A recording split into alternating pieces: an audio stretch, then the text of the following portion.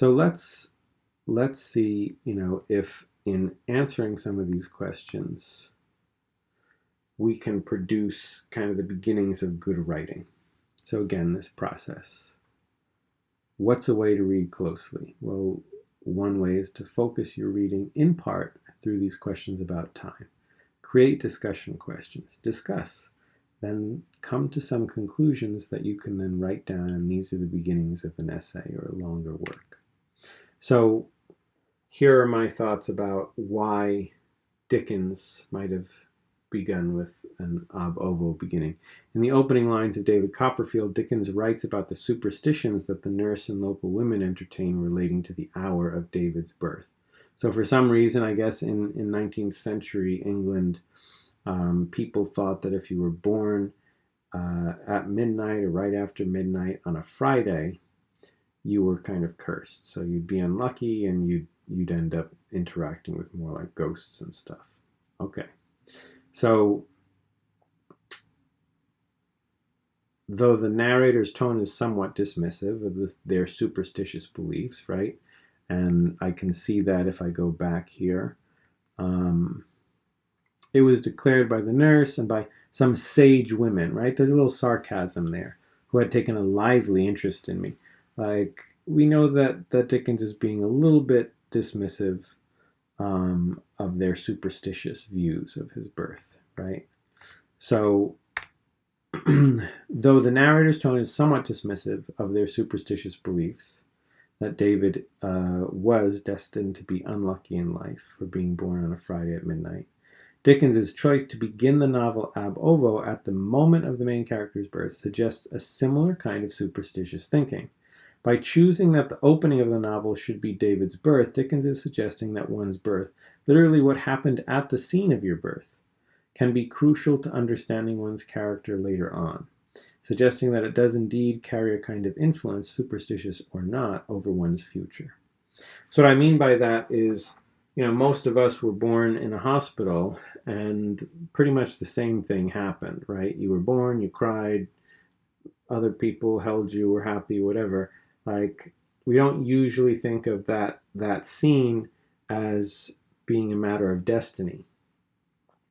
So I don't know that if we told the story of our life, we would all start with that. I was born in a hospital room. A doctor helped my mother.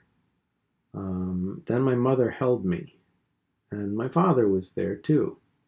And then my grandparents came. And it was great.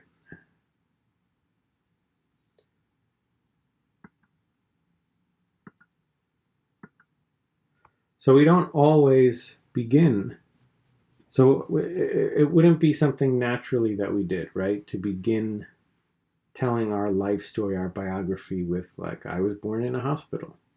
The doctor helped my mother. Then my mother held me, right? You'd only tell that story if you thought that something happened in there that was like a matter of destiny. So it might be, you're telling the story of how you became a brilliant actor. That's your biography. And if in the hospital, right after you were born, you were crying and wouldn't stop crying until, Citizen Kane came on the TV, one of the most celebrated movies of all time, and you, a little baby, stopped crying so you could watch Citizen Kane, then you'd be like, yeah, so that showed that I was destined to be a film actor. But that usually doesn't happen. So Dickens is suggesting that, right? He's starting with the birth to say that something happened there that proves that what happens at your birth can affect you the rest of your life. So even though he doesn't believe necessarily that David's going to be unlucky because he was born at midnight, he thinks those women are being a little crazy, he is kind of acting like them. And the choice of ab ovo shows us that. So this could be the thesis of an essay. How about through the comparison with Joyce? So unlike Dickens, Joyce is less concerned with destiny and seems to focus more on how perceptions of reality develop early on in life. Stephen's earliest perception of life is of his father narrating a fictional children's story starring Stephen. He also sees his father through glass. He notices his facial hair. Every moment of this ab ovo beginning is mediated. So what I mean by that is there's something in between Stephen and reality. So Stephen's this little baby, and he's not living his life. He's being told a story about himself, right? This little baby. It does say later on, not in the excerpt I give you, that he was baby Taku. So he's not living his life. He's hearing a story about himself. He's not seeing his father. He's seeing his father through glass. And he's not seeing his father's face because his father's face is hidden behind a beard. So everything's mediated. Life is presented as a fictional scenario. Stephen's father can't appear to him except behind glass in the hospital. His father hides his face behind a beard. Joyce seems to be suggesting that from the moment of birth, life is not life. Reality is embellished by children's tales, divided behind glass and hidden behind masks of facial hair. Whereas Dickens is suggesting that the story of one's birth can be fateful, Joyce uses an ab ovo beginning to almost question how we think about the beginnings of things. There's an artifice, he's suggesting, to all of it. One's life isn't like a story, as David's is. Reality is just something that we start to make sense of through stories, or at least through something, glass or whatever. So you see how these thoughts can come about through that comparison, but specifically through that comparison using the focus of time.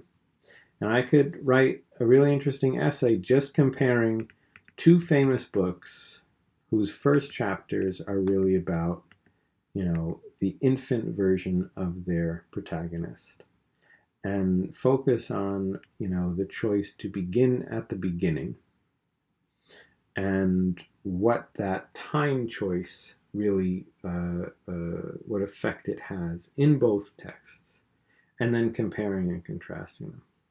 So again, I'll reiterate, we always want to read when we're in a class like this, when we're trying to understand through this process. We read, we think, we talk, we write.